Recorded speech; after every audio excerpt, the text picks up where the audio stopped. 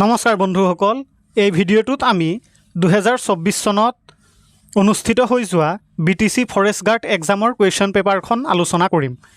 বলক ভিডিঅ'টো আৰম্ভ কৰোঁ। কোনটো গ্ৰহক ৰঙা গ্ৰহ বুলি জনা যায়? ইয়াত অপশ্যন কেইটা আছে শুক্ৰ, শনি, বৃহস্পতি আৰু মংগল। ইয়াৰ উত্তৰটো অপশ্যন ডি মংগল। মংগল গ্ৰহক ৰঙা গ্ৰহ বুলি জনা যায়। ই সৌৰজগতৰ চতুৰ্থ গ্ৰহ। গ্ৰহটোৰ পৃষ্ঠভাগত প্ৰচুৰ পৰিমাণে আইৰণ অক্সাইড থকাৰ বাবে ইয়াৰ ৰং ৰঙা দেখা যায়। ভাৰতত কোনগৰাকী ব্যক্তিক জাতিৰ পিতা বুলি জনা যায়? ইয়াত অপশ্যন কেইটা আছে জৱাহৰলাল নেহেৰু, চৰ্দাৰ বল্লভভাই পেটেল, মহাত্মা গান্ধী আৰু ভগত সিং। ইয়াৰ উত্তৰটো অপশ্যন চি মহাত্মা গান্ধী। ভাৰতত মহাত্মা গান্ধীক জাতিৰ পিতা বুলি জনা যায়। তেওঁ অহিংস নীতি আৰু সত্যাগ্ৰহৰ জৰিয়তে ব্ৰিটিছ শাসনৰ বিৰুদ্ধে দেশৰ স্বাধীনতা আন্দোলনৰ নেতৃত্ব দিছিল। 1944 চনৰ 6 জুলাইত ছিংগাপুৰৰ এক ৰেডিঅ' বাৰ্তাত নেতাজী সুভাষ চন্দ্ৰ বসুৱে প্ৰথমে তেওঁক জাতিৰ পিতা বুলি সম্বোধন কৰিছিল। জাপানৰ ৰাজধানী চহৰ কি? ইয়াত অপশ্যন কেইটা আছে বেইজিং, বেংকক, টকিঅ' আৰু ছিউল। ইয়াৰ উত্তৰটো অপশ্যন চি টকিঅ'। জাপানৰ ৰাজধানী চহৰখন হ'ল টকিঅ'। 1868 চনত এডো নাম সলনি কৰি টকিঅ' চহৰখনক দেশখনৰ ৰাজধানী হিচাপে ঘোষণা কৰা হৈছিল। পৃথিৱীৰ সৰ্ববৃহৎ স্তন্যপ্ৰায়ী প্ৰাণী কোনটো?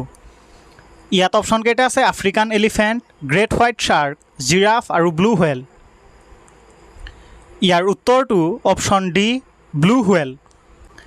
পৃথিৱীৰ সৰ্ববৃহৎ স্তন্যপ্ৰায়ী প্ৰাণীটো হ'ল নীলাতিমি বা ব্লু হোৱেল। ই পৃথিৱীৰ আটাইতকৈ বিশাল জীৱ হিচাপে জনা যায়। এটা নীলাতিমি প্ৰায় 108 ফুট দীঘল আৰু প্ৰায় 200 টন পৰ্যন্ত হয়। কোন চনত দ্বিতীয় বিশ্বযুদ্ধ সমাপ্ত হৈছিল? ইয়াত অপশ্যন কেইটা আছে 1940, 1945, 1950 আৰু 1960। ইয়াৰ উত্তৰটো অপশ্যন বি 1945 চনত। 1945 চনৰ 2 ছেপ্টেম্বৰত দ্বিতীয় বিশ্বযুদ্ধ সমাপ্ত হৈছিল। 1945 চনৰ 14 আগষ্টত জাপানে আত্মসমৰ্পণ কৰাৰ পিছত 2 ছেপ্টেম্বৰত আনুষ্ঠানিকভাৱে চুক্তি স্বাক্ষৰ কৰাৰ লগে লগেই 1939 চনৰ 1 ছেপ্টেম্বৰৰ পৰা চলা এই বিশ্বযুদ্ধৰ আনুষ্ঠানিক অন্ত পৰে। ব্ৰাজিলত প্ৰধানকৈ কি ভাষা কোৱা হয়? ইয়াত অপশ্যন কেইটা আছে স্পেনিছ, ফ্ৰেঞ্চ, পৰ্তুগীজ আৰু ইংৰাজী। ইয়াৰ উত্তৰটো অপশ্যন চি পৰ্তুগীজ। ব্ৰাজিলত প্ৰধানকৈ পৰ্তুগীজ ভাষা কোৱা হয়। এই ভাষাটোক সাধাৰণতে ব্ৰাজিলিয়ান পৰ্তুগীজ বুলি কোৱা হয়। ই দেশখনৰ একমাত্ৰ চৰকাৰী ভাষা আৰু ইয়াৰ জনসাধাৰণৰ 99% লোকেই এই ভাষাত কথা কয়। ৰোমিঅ' আৰু জুলিয়েট নাটকখন কোনে ৰচনা কৰিছিল?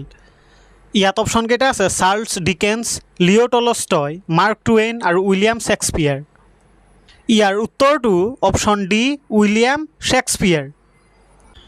ৰোমিঅ' আৰু জুলিয়েট নাটকখন বিখ্যাত ইংৰাজ সাহিত্যিক উইলিয়াম শ্বেক্সপিয়াৰে ৰচনা কৰিছিল। 1591 চনৰ পৰা 1595 চনৰ ভিতৰত তেওঁ এই কালজয়ী ট্ৰেজেডিখন ৰচনা কৰিছিল। কোনখন দেশক সূৰ্য উদয়ৰ দেশ বুলি জনা যায়? ইয়াত অপশ্যন কেইটা আছে চীন, অষ্ট্ৰেলিয়া, ভাৰত আৰু জাপান। ইয়াৰ উত্তৰটো অপশ্যন ডি জাপান।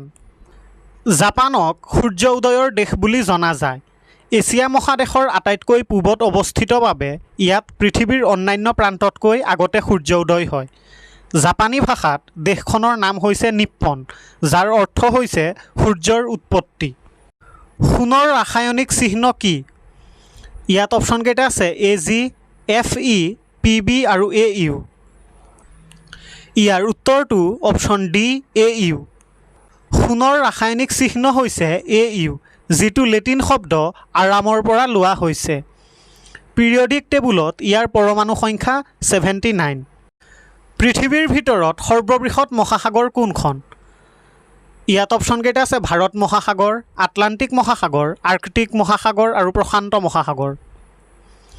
ইয়াৰ উত্তৰটো অপশ্যন ডি প্ৰশান্ত মহাসাগৰ। প্ৰশান্ত মহাসাগৰ পৃথিৱীৰ আটাইতকৈ সৰ্ববৃহৎ আৰু গভীৰ মহাসাগৰ। প্ৰশান্ত মহাসাগৰৰ আয়তন 165.2 মিলিয়ন বৰ্গ কিলোমিটাৰ। ই পৃথিৱীৰ মুঠ জলভাগৰ 46% আৰু সমগ্ৰ ভূপৃষ্ঠৰ প্ৰায় 32% অংশ আগুৰি আছে। মধ্যাকৰ্ষণ কোনে আৱিষ্কাৰ কৰিছিল? ইয়াত অপশ্যনকেইটা আছে Albert Einstein, John's Kepler, Galileo' Galilee আৰু আইজাক নিউটন। ইয়াৰ উত্তৰটো অপশ্যন ডি আইজাক নিউটন। মধ্যাকৰ্ষণ শক্তি প্ৰথমবাৰৰ বাবে ব্ৰিটিছ পদাৰ্থ বিজ্ঞানী ছাৰ আইজাক নিউটনে আৱিষ্কাৰ কৰিছিল। 1687 চনত তেওঁ নিজৰ বিখ্যাত গ্ৰন্থ ফিল'ছফিয়া নেচৰেলিছ প্ৰিন্সিপিয়া মেথেমেটিকাত এই বিষয়ে সবিশেষ তথ্য প্ৰকাশ কৰিছিল, য'ত কোৱা হৈছে যে বিশ্বব্ৰহ্মাণ্ডৰ প্ৰতিটো কণাই বিশ্বব্ৰহ্মাণ্ডৰ আন প্ৰতিটো কণিকাক আকৰ্ষিত কৰে। মাটিকালি হিচাপত আটাইতকৈ সৰু মহাদেশ কোনখন? ইয়াত অপশ্যনকেইটা আছে এছিয়া, এণ্টাৰ্কটিকা, অষ্ট্ৰেলিয়া আৰু ইউৰোপ। ইয়াৰ উত্তৰটো অপশ্যন চি অষ্ট্ৰেলিয়া। মাটিকালি হিচাপত অষ্ট্ৰেলিয়া আটাইতকৈ সৰু মহাদেশ। এই মহাদেশখনৰ আয়তন প্ৰায় 8.6 মিলিয়ন বৰ্গ কিলোমিটাৰ। আমেৰিকা যুক্তৰাষ্ট্ৰৰ প্ৰথম ৰাষ্ট্ৰপতিগৰাকী কোন আছিল? ইয়াত অপশ্যনকেইটা আছে জৰ্জ ৱাশ্বিংটন, জন আডামছ, আব্ৰাহাম লিংকন আৰু বাৰাক ওবামা। ইয়াৰ উত্তৰটো অপশ্যন এ জৰ্জ ৱাশ্বিংটন। আমেৰিকা যুক্তৰাষ্ট্ৰৰ প্ৰথম ৰাষ্ট্ৰপতি আছিল জৰ্জ ৱাশ্বিংটন। 1789 চনৰ 30 এপ্ৰিলত তেওঁ আমেৰিকা যুক্তৰাষ্ট্ৰৰ প্ৰথম ৰাষ্ট্ৰপতি হিচাপে কাৰ্যভাৰ গ্ৰহণ কৰে আৰু 4 মাৰ্চ 1797 চনলৈকে এই পদত অধিষ্ঠিত থাকে। কোনটো উপাদানৰ এটমিক নম্বৰ 1? ইয়াত অপশ্যনকেইটা আছে হিলিয়াম, কাৰ্বন, হাইড্ৰজেন আৰু অক্সিজেন। ইয়াৰ উত্তৰটো অপশ্যন চি হাইড্ৰজেন। হাইড্ৰজেনৰ পাৰমাণৱিক সংখ্যা 1। ই পিৰিয়ডিক টেবুলত প্ৰথম স্থানত থকা আটাইতকৈ পাতল আৰু সৰল ৰাসায়নিক মৌল। ইয়াৰ প্ৰতীক হৈছে H আৰু ইয়াৰ পৰমাণু কেন্দ্ৰত মাত্ৰ এটা প্ৰটন থাকে। মানুহৰ দেহৰ সবাতোকৈ ডাঙৰ অংগটো কি? ইয়াত অপশ্যনকেইটা আছে হৃদযন্ত্ৰ, মগজু, ছাল আৰু যকৃত। ইয়াৰ উত্তৰটো অপশ্যন চি স্কিন বা ছাল। মানৱ দেহৰ আটাইতকৈ ডাঙৰ অংগটো হ'ল স্কিন বা ছাল। ই সমগ্ৰ শৰীৰক আৱৰি ৰাখে আৰু বিভিন্ন ৰোগৰ বীজাণু বা বাহ্যিক আঘাতৰ পৰা সুৰক্ষা প্ৰদান কৰে। বিখ্যাত আইফেল টাৱাৰ কোন নগৰত অৱস্থিত? ইয়াত অপশ্যনকেইটা আছে লণ্ডন, ৰোম, পেৰিছ আৰু বাৰ্লিন। ইয়াৰ উত্তৰটো অপশ্যন চি পেৰিছ। বিখ্যাত আইফেল টাৱাৰ ফ্ৰান্সৰ ৰাজধানী পেৰিছত অৱস্থিত। আলেকজেণ্ডাৰ গুষ্টাফ আইফেল নামৰ স্থাপত্যবিদ এজনে এই বিখ্যাত টাৱাৰৰ আৰ্হি প্ৰস্তুত কৰি উলিয়াইছিল।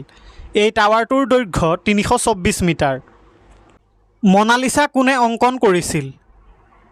ইয়াত অপশ্যনকেইটা আছে Leonardo da Vinci, Pablo Picasso, Claude Monet আৰু ভিনচেণ্ট ভান গগ। ইয়াৰ উত্তৰটো option A Leonardo da Vinci. বিখ্যাত মনালিছা চিত্ৰখন ইটালীয় চিত্ৰশিল্পী লিঅ'নাৰ্ডো দা ভিঞ্চিয়ে অংকন কৰিছিল। ছবিখনৰ দৈৰ্ঘ্য 77 চেণ্টিমিটাৰ আৰু প্ৰস্থ 53 চেণ্টিমিটাৰ। এই বিখ্যাত ছবিখন বৰ্তমান ফ্ৰান্সৰ পেৰিছত অৱস্থিত লুভ্ৰ মিউজিয়ামত সংৰক্ষণ কৰি ৰখা হৈছে। যুক্তৰাজ্যৰ মুদ্ৰাৰ নাম কি? ইয়াত অপশ্যনকেইটা আছে ইউৰো, পাউণ্ড ষ্টাৰ্লিং, ইয়েন আৰু ডলাৰ। ইয়াৰ উত্তৰটো অপশ্যন বি পাউণ্ড ষ্টাৰ্লিং। যুক্তৰাজ্যৰ চৰকাৰী মুদ্ৰাৰ নাম হৈছে পাউণ্ড ষ্টাৰ্লিং। ই বিশ্বৰ আটাইতকৈ পুৰণি মুদ্ৰা যি এতিয়াও ব্যৱহাৰ হৈ আছে।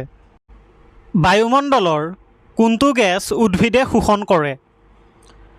ইয়াত অপশ্যনকেইটা আছে অক্সিজেন, হাইড্ৰজেন, কাৰ্বন ডাই অক্সাইড আৰু নাইট্ৰজেন। ইয়াৰ উত্তৰটো অপশ্যন চি কাৰ্বন ডাই অক্সাইড। উদ্ভিদে বায়ুমণ্ডলৰ পৰা কাৰ্বন ডাই অক্সাইড গেছ শোষণ কৰে। ইহঁতে পত্ৰৰন্ধ বা ষ্টমেটা নামৰ পাতৰ ক্ষুদ্ৰ ক্ষুদ্ৰ ছিদ্ৰৰ মাজেৰে এই গেছটো গ্ৰহণ কৰি শালুক সংশ্লেষণ প্ৰক্ৰিয়াৰ জৰিয়তে নিজৰ খাদ্য প্ৰস্তুত কৰে। কোনগৰাকী বিখ্যাত বিজ্ঞানীয়ে আপেক্ষিকতাবাদ আৱিষ্কাৰ কৰিছিল? ইয়াত অপশ্যনকেইটা আছে Albert Einstein, Isaac Newton, Stephen Hawking আৰু নেইল বহুৰ। ইয়াৰ উত্তৰটো অপশ্যন এ এলবাৰ্ট আইনষ্টাইন। বিখ্যাত বিজ্ঞানী এলবাৰ্ট আইনষ্টাইনে আপেক্ষিকতাবাদ বা আপেক্ষিকতাবাদ তত্ত্ব আৱিষ্কাৰ কৰিছিল। তেওঁ 1905 চনত বিশেষ আপেক্ষিকতাবাদ তত্ত্ব আৰু 1915 চনত সাধাৰণ আপেক্ষিকতাবাদ তত্ত্ব প্ৰকাশ কৰে। ফ্ৰান্সৰ ৰাজধানী কি? ইয়াত অপশ্যনকেইটা আছে লিয়ন, মাৰ্চেল, পেৰিছ আৰু কেনবেৰা। ইয়াৰ উত্তৰটো অপশ্যন চি পেৰিছ। ফ্ৰান্সৰ ৰাজধানী চহৰখনৰ নাম হ'ল পেৰিছ। ই দেশখনৰ উত্তৰ মধ্য অংশত চেইন নদীৰ কাষত অৱস্থিত। পেৰিছ দেশখনৰ আটাইতকৈ জনবহুল আৰু সৰ্ববৃহৎ চহৰ। কোনটো গ্ৰহক ইয়াৰ আঙঠিবোৰৰ বাবে জনা যায়? ইয়াত অপশ্যনকেইটা আছে বৃহস্পতি, ইউৰেনাছ, নেপচুন আৰু শনি। ইয়াৰ উত্তৰটো অপশ্যন ডি শনি। শনি গ্ৰহক ইয়াৰ চাৰিওফালে থকা ধুনীয়া আঙঠিবোৰৰ বাবে সৰ্বাধিক জনা যায়। বৃহস্পতি, ইউৰেনাছ আৰু নেপচুন এই তিনিটা গ্ৰহৰো আঙঠি আছে যদিও শনি গ্ৰহৰ আঙঠিকেইটা আটাইতকৈ ডাঙৰ, উজ্জ্বল আৰু স্পষ্ট। এই আঙঠিবোৰ মূলতঃ বৰফ, ধূলিকণা আৰু শিলৰ টুকুৰাৰে গঠিত। কোনটো গেছক সাধাৰণতে লাফিং গেছ বুলি জনা যায়? ইয়াত অপশ্যনকেইটা আছে নাইট্ৰাছ অক্সাইড, অক্সিজেন, হিলিয়াম আৰু কাৰ্বন ডাই অক্সাইড। ইয়াৰ উত্তৰটো অপশ্যন এ নাইট্ৰাছ অক্সাইড। লাফিং গেছ হৈছে নাইট্ৰাছ অক্সাইড। ই ৰংহীন আৰু মৃদু মিঠা গোন্ধযুক্ত গেছ। উশাহ ল'লে ই কেন্দ্ৰীয় স্নায়ুতন্ত্ৰক শিথিল কৰি দিয়ে আৰু মানুহৰ মাজত অনাকাংক্ষিত হাঁহি বা অনুভূতিৰ সৃষ্টি কৰে। পৃথিৱীত কোনটো ভাষা বেছিকৈ কোৱা হয়? ইয়াত অপশ্যনকেইটা আছে ইংলিছ, হিন্দী, মেণ্ডাৰিন চাইনিজ আৰু স্পেনিছ। ইয়াৰ উত্তৰটো কি হ'ব আপোনালোকে কমেণ্টত জনাওক। কোনখন দেশক গ্ৰেট ৱালৰ বাবে জনা যায়? ইয়াত অপশ্যনকেইটা আছে ইণ্ডিয়া, ৰাছিয়া, জাপান আৰু চাইনা। ইয়াৰ উত্তৰটো অপশ্যন ডি চাইনা। চীন দেশক গ্ৰেট ৱাল বা প্ৰাচীৰৰ বাবে জনা যায়। চীন দেশৰ উত্তৰ সীমান্তক সুৰক্ষিত কৰাৰ উদ্দেশ্যে নিৰ্মাণ কৰা এই প্ৰাচীৰসমূহৰ দৈৰ্ঘ্য প্ৰায় 21,196 কিলোমিটাৰ বা তাৰ 13,170 মাইল। 1987 চনত ইয়াক ইউনেস্কোৰ বিশ্ব ঐতিহ্য ক্ষেত্ৰ হিচাপে স্বীকৃতি দিয়া হৈছিল। তেজৰ ৰক্তকণিকাৰ মূল কাম কি? ইয়াত অপশ্যনকেইটা আছে সংক্ৰমণৰ বিৰুদ্ধে যুদ্ধ কৰা, দেহৰ উত্তাপ নিয়ন্ত্ৰণ কৰা, তেজ গোট মৰা আৰু অক্সিজেন পৰিবহণ কৰা। ইয়াৰ উত্তৰটো অপশ্যন ডি অক্সিজেন পৰিবহণ কৰা। তেজৰ ৰক্তকণিকাৰ মূল কাম হৈছে হাওঁফাওঁৰ পৰা শৰীৰৰ প্ৰতিটো কোষলৈ অক্সিজেন পৰিবহণ কৰা। ছাহাৰা মৰুভূমি কোনখন মহাদেশত অৱস্থিত? ইয়াত অপশ্যনকেইটা আছে আফ্ৰিকা, অষ্ট্ৰেলিয়া, ছাউথ আমেৰিকা আৰু এছিয়া। ইয়াৰ উত্তৰটো অপশ্যন এ আফ্ৰিকা। ছাহাৰা মৰুভূমি আফ্ৰিকা মহাদেশত অৱস্থিত। ই বিশ্বৰ আটাইতকৈ গৰম মৰুভূমি। ছাহাৰা মৰুভূমিৰ মুঠ মাটিকালি প্ৰায় 92 লাখ বৰ্গ কিলোমিটাৰ। প্ৰেমৰ প্ৰতীক হিচাপে বিবেচনা কৰা ভাৰতৰ বিখ্যাত অৱয়ৱটো কি?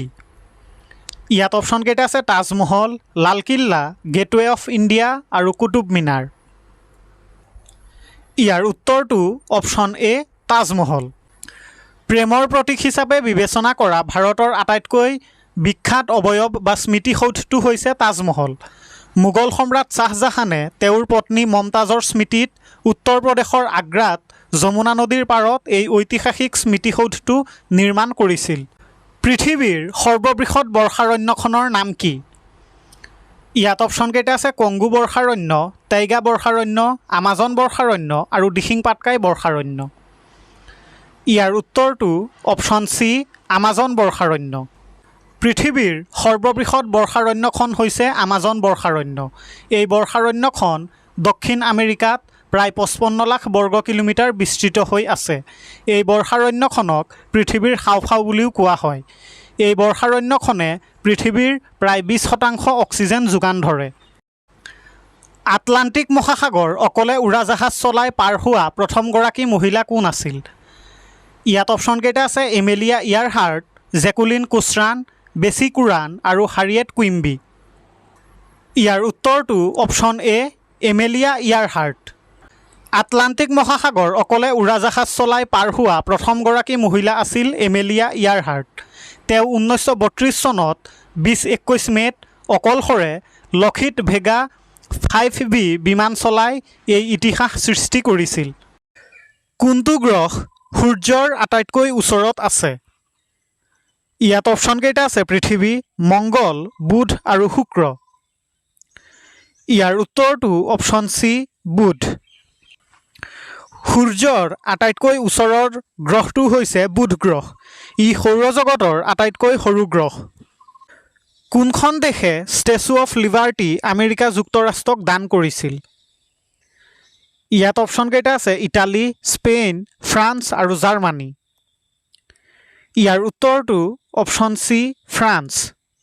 ফ্ৰান্সে ষ্টেচু অফ লিবাৰ্টি আমেৰিকা যুক্তৰাষ্ট্ৰক দান কৰিছিল। 1886 চনত দুয়োখন দেশৰ মাজত বন্ধুত্বৰ প্ৰতীক হিচাপে এই বিশাল ভাস্কৰ্যটো ফ্ৰান্সৰ জনসাধাৰণে আমেৰিকা যুক্তৰাষ্ট্ৰক উপহাৰ হিচাপে দিছিল। ভাৰতৰ প্ৰথম মহিলা প্ৰধানমন্ত্ৰী কোন আছিল? ইয়াত অপশ্যন কেইটা আছে প্ৰতিভা পাটিল, সুষমা স্বৰাজ, সৰোজিনী নাইডু আৰু ইন্দিৰা গান্ধী। ইয়াৰ উত্তৰটো অপশ্যন ডি ইন্দিৰা গান্ধী। ভাৰতৰ প্ৰথম মহিলা প্ৰধানমন্ত্ৰী আছিল ইন্দিৰা গান্ধী। তেওঁ 1966 চনৰ জানুৱাৰীৰ পৰা 1977 চনৰ মাৰ্চলৈকে আৰু পুনৰ 1980 চনৰ জানুৱাৰী মাহৰ পৰা 1984 চনৰ অক্টোবৰ মাহত তেওঁক হত্যা কৰালৈকে ভাৰতৰ প্ৰধানমন্ত্ৰী হিচাপে কাৰ্যনিৰ্বাহ কৰিছিল। ইটালীৰ ৰাজধানী কি? ইয়াত অপশ্যন কেইটা আছে ভেনিছ, ৰোম, মিলান আৰু ফ্লৰেন্স। ইয়াৰ উত্তৰটো অপশ্যন বি ৰোম। ইটালীৰ ৰাজধানী হৈছে ৰোম। এই চহৰখন টাইবাৰ নদীৰ পাৰত অৱস্থিত। ই ইটালীৰ আটাইতকৈ ডাঙৰ আৰু জনবহুল চহৰ। মাটিকালি হিচাপত সৰ্ববৃহৎ মহাদেশ কোনখন? ইয়াত অপশ্যন কেইটা আছে আফ্ৰিকা, ইউৰোপ, নৰ্থ আমেৰিকা আৰু এছিয়া। ইয়াৰ উত্তৰটো অপশ্যন ডি এছিয়া। মাটিকালি হিচাপত পৃথিৱীৰ সৰ্ববৃহৎ মহাদেশখন হ'ল এছিয়া মহাদেশ। ইয়াৰ মাটিকালি প্ৰায় 44 মিলিয়ন বৰ্গ কিলোমিটাৰ, যি পৃথিৱীৰ মুঠ স্থলভাগৰ প্ৰায় 30%। আই হেভ এ ড্ৰিম বক্তৃতাৰ বাবে কোনগৰাকী ঐতিহাসিক লোক জনাজাত? ইয়াত অপশ্যন কেইটা আছে Martin Luther king junior, Nelson Mandela, Mahatma Gandhi আৰু কৈলাশ সত্যাৰ্থী। ইয়াৰ উত্তৰটো অপশ্যন এ মাৰ্টিন লুথাৰ কিং জুনিয়ৰ।